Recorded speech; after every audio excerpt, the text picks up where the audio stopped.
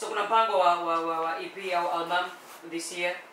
Sababu nimeona pia uko umeingia chimbo uko na producers tofauti nimeona. Kweli kabisa kuna mpango huo. Lakini nafikiri mwaka watu tutatoa sana. Oh yeah. Kwa mimi na ni kitu kizuri. Sababu ndio sio ambao naona kama digital ndio tukabisha pesa zetu. Package. Ni kwa hapo tumenyeza. Na unakuja hapo kwenye album katika wengi ambao watatoa. Kwa mwaka usidhani lakini mawe ndio kitu ambacho nakuja hata ndio. Kwa nini kama unaona wasanii wengi watatoa album mwaka huu?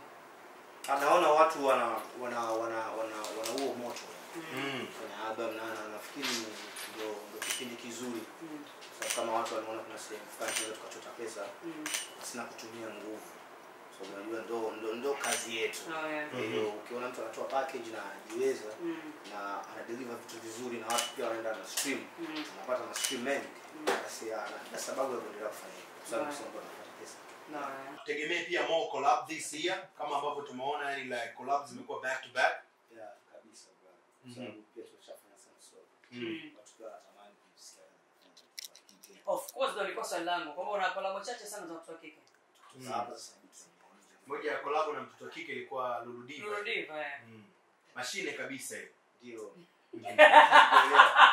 Sasa baada hapo switch kidogo kutoka nje ya moko internationally kabisa. Au nje ya mipaka ya Bongo. Ya nje mipaka.